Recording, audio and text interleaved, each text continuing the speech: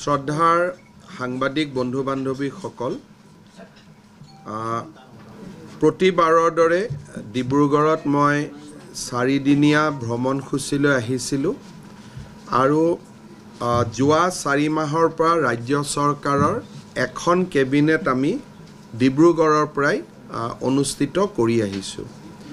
আজিৰ কেবিনেটত ডিব্ৰুগড়ত আমি 6জন মন্ত্ৰী আছিলোঁ আৰু বাকীসকল মন্ত্ৰী ভিডিঅ' কনফাৰেন্সৰ যোগেদি আমাৰ লগত সংলগ্ন হৈছিলে।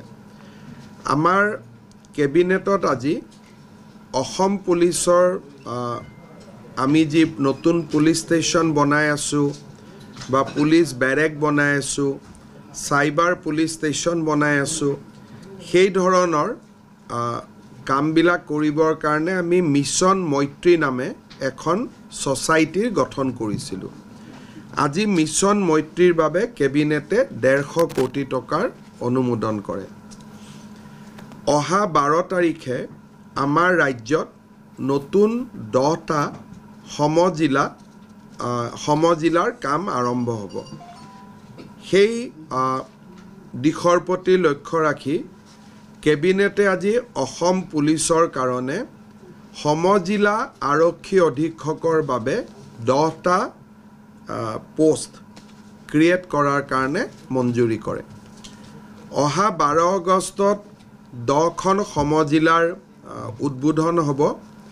কেবিনেটে 10খন জিলাত কোন কোন মন্ত্ৰী যাব উদ্বোধন কৰিবৰ বাবে তাৰ নিৰ্ধাৰণ কৰে। বকো 6গাঁও সমজিলা উদ্বোধন কৰিবৰ বাবে মন্ত্ৰী জয়ন্ত মল্ল বৰুৱা যাব। পলাশবাৰী সমজিলা উদ্বোধনৰ বাবে মন্ত্ৰী চন্দ্ৰমোহন পাটোৱাৰী যাব। ৰাঙাপাৰা সমজিলা উদ্বোধনৰ বাবে মন্ত্ৰী পীযুষ হাজৰিকা যাব। বৰচলা সমজিলাৰ বাবে অশোক সিংঘাল যাব। মৰিয়নি সমজিলা উদ্বোধন শ্ৰীমতী অজন্তা নেওগে কৰিব। তিয়ক সমজিলাৰ উদ্বোধন মন্ত্ৰী অতুল বৰা ডাঙৰীয়াই কৰিব। মাকুম সমজিলাৰ উদ্বোধন বিমল বৰা ডাঙৰীয়াই কৰিব। ডিগবৈ ৰূপেশ গোৱালা ডাঙৰীয়া, ধলাই কৃষ্ণেন্দু পাল আৰু দুধনৈ ৰঞ্জিত কুমাৰ দাস ডাঙৰীয়াই 12 তাৰিখে উদ্বোধন কৰিব। আজি আমাৰ ৰাজ্যৰ শিক্ষা খণ্ডৰ বাবে বিশ্ব বেংকৰ পৰা আমি 2750 কোটি টকা ঋণ ল'বৰ বাবে সিদ্ধান্ত লৈছোঁ। এই ঋণ 90% ভাৰত চৰকাৰে উভতাই দিব, অৰ্থাৎ ৰাজ্য চৰকাৰে উভতাই দিব লাগিব মাত্ৰ 275 কোটি টকা। টোটেল লোন হ'ব 2750 কোটি টকা আৰু 90% লোন ভাৰত চৰকাৰে উভতাই দিব, ৰাজ্য চৰকাৰে উভতাই দিব নালাগে। এই 2750 কোটি টকা ঋণেৰে আমি শিক্ষকসকলক বিজ্ঞান অংকৰ ওপৰত ট্ৰেইনিং কৰা, হেডমাষ্টাৰ প্ৰিন্সিপালসকলক মেনেজমেণ্ট ট্ৰেইনিং দিয়া, ছায়েন্স এণ্ড টেকন'লজিৰ ওপৰত কাম কৰা আৰু ড্ৰপ আউট ৰোধ কৰাৰ বাবে এই পুঁজি ব্যয় কৰা হ'ব।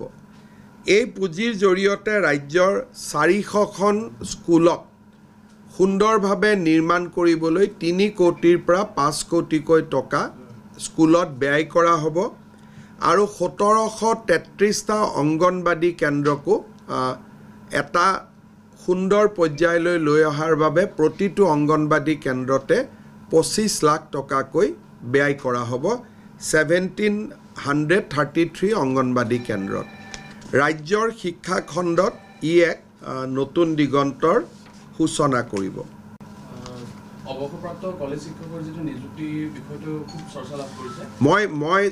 মই এইটোত বহুত সমৰ্থন কৰোঁ, গতিকে মোক প্ৰেছাৰ দি লাভ নাই আৰু মই এইটোত 100% সমৰ্থন কৰোঁ যে এখন অনুষ্ঠান অভিজ্ঞ ব্যক্তি নহ'লে নচলে।